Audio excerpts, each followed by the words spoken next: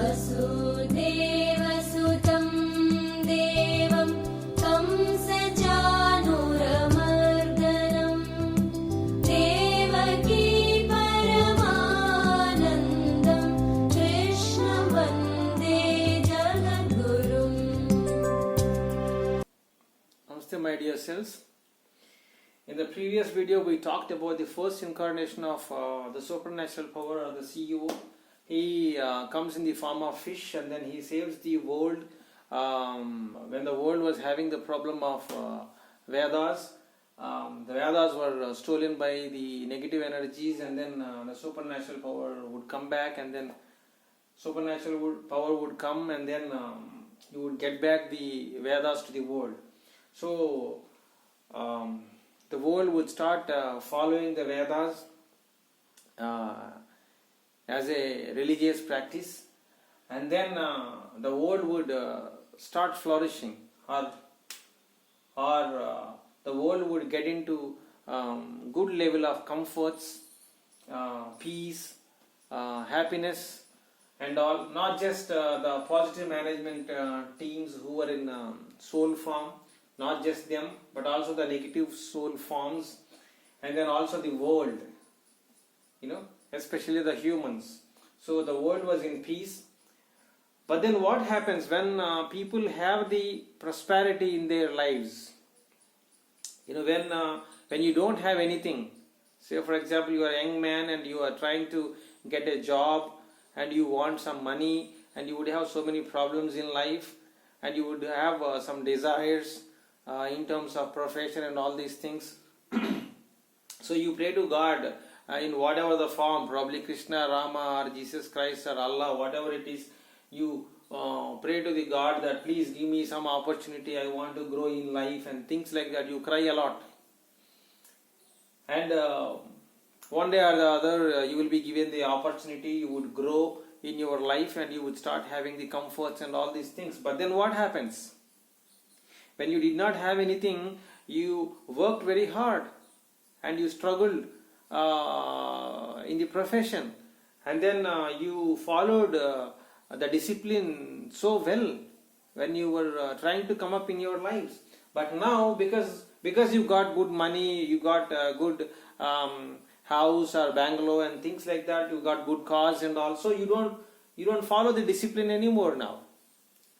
Because of that, not following the discipline itself is like your weakness. That shows the arrogance basically. Because you got all the things, your stomach is full and you overeat a lot, and then you go to hospitals, you do all these things. These are all basically out of the discipline,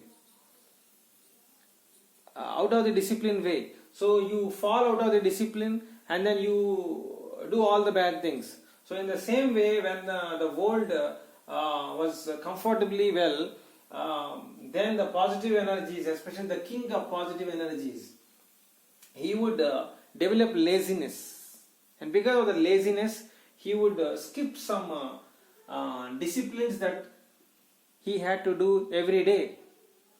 So he would skip those discipline rituals and all for a few days, and then he would slip down from his consciousness. He would fall from his highest level of consciousness, and then he would start not giving importance to the supernatural power and things like that, for the discipline and all. So that's when he would face a Muni. He's called Durvasa. And then because of his arrogance, he would not give importance to the supernatural power, because that's the energy that is running both teams, mainly these positive energies and slightly the negative energies as well. So this king of the positive energies would be cursed in such a way that because this is a problem of the whole world, so he gets cursed in such a way that the prosperity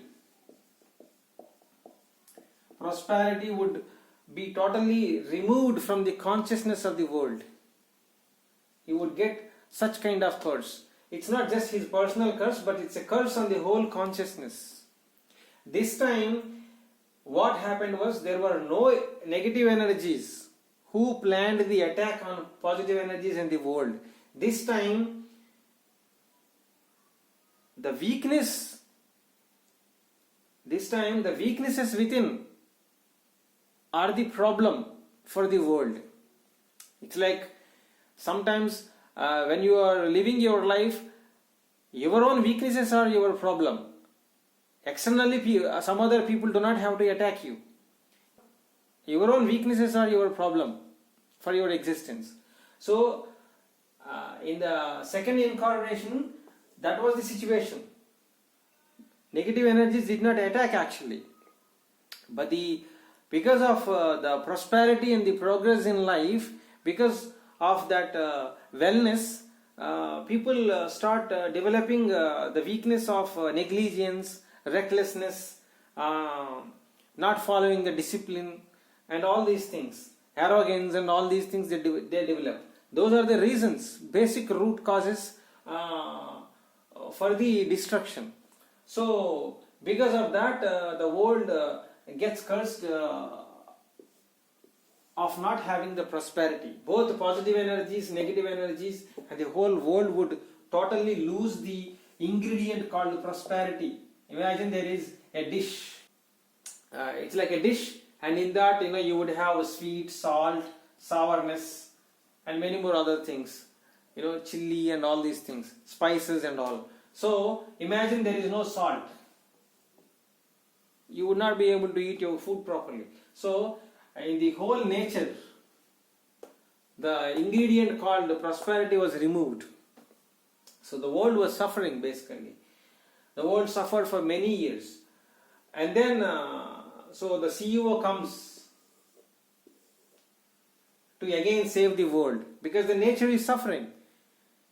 Nature, his own counterpart, his energy is suffering. So to save that, he would again come.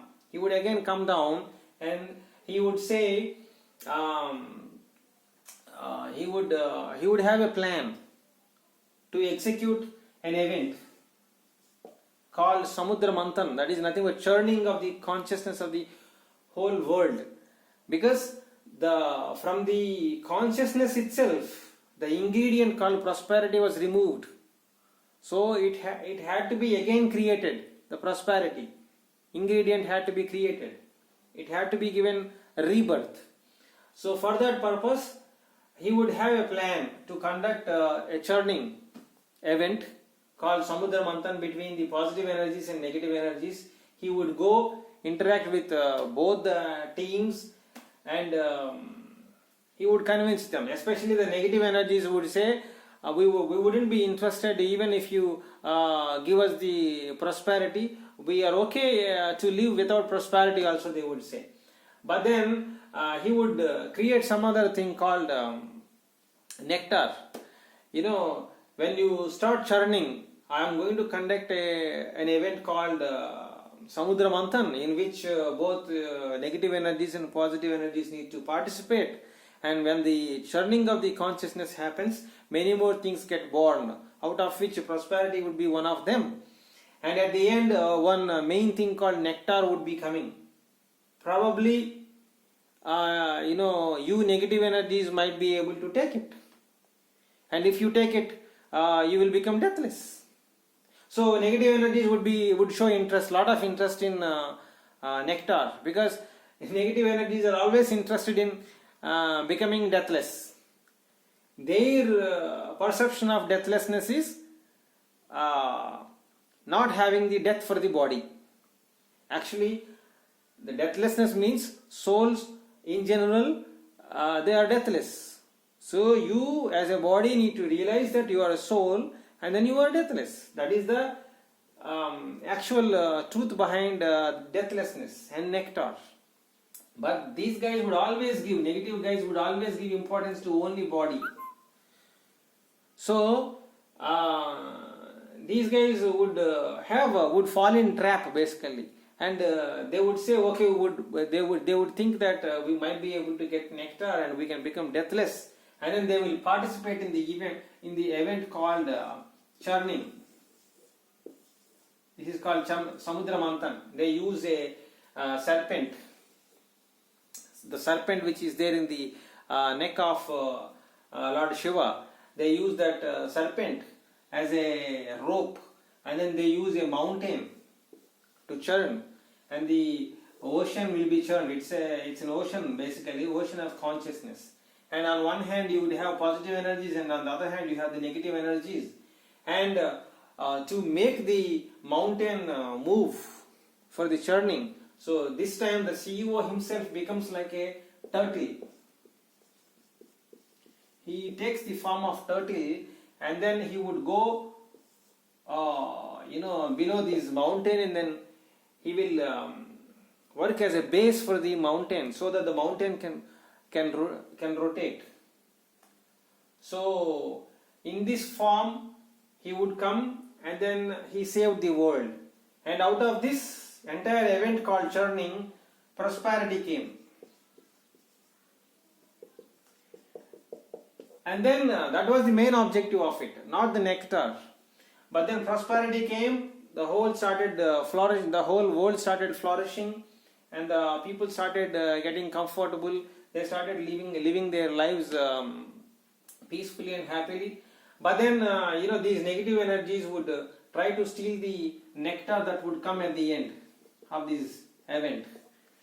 But somehow the CEO wouldn't be. CEO is not actually a foolish one. He is a very smart one. So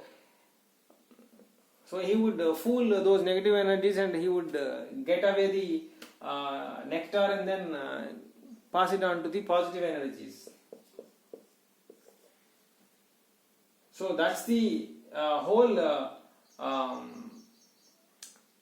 so that's the cosmic story to get the prosperity into the world, into the nature. The supernatural power took the form of turtle in the second incarnation, and then he would show the world the message that there are two messages that were given to the world. One message was,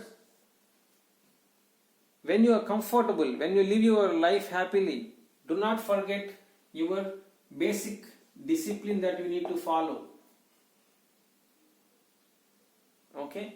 That was the main message. And the second message was, this was actually this kind of churning technology was never there before in the creation. But this new technology that was invented was presented to the world. That's churning of the consciousness. That is nothing but this Omism and its technology, Samudra Manthan. Manthan Kriya is this only. In this Kriya, not Spanda, the low level one, in the high level of, when you move to the higher level of practices of Samudra Manthan Kriya, so once the Kriya starts, many more things would come out of your system. Initially the poison would come, and many more other things would come. At the end, probably at the end, towards 90% or something of the Kriya, after a few years of completion of the Kriya, you would have prosperity. You would have a lot of prosperity in your life. You would have a great job. Probably you would be connected to the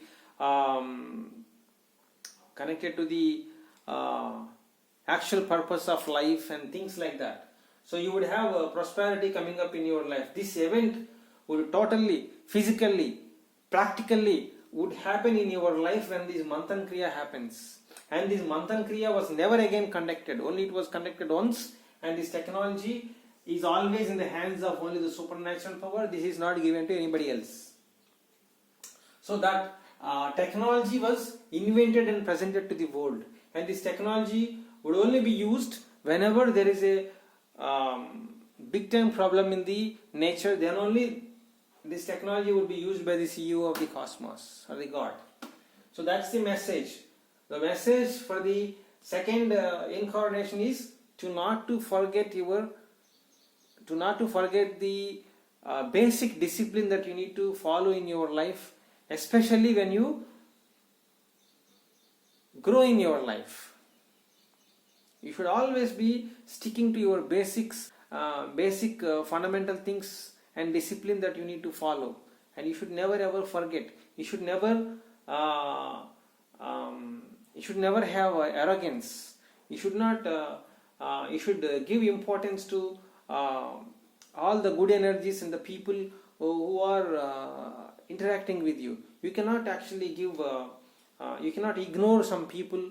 You cannot get arrogant with the people who are working with you and things like that. That is the message of this second incarnation.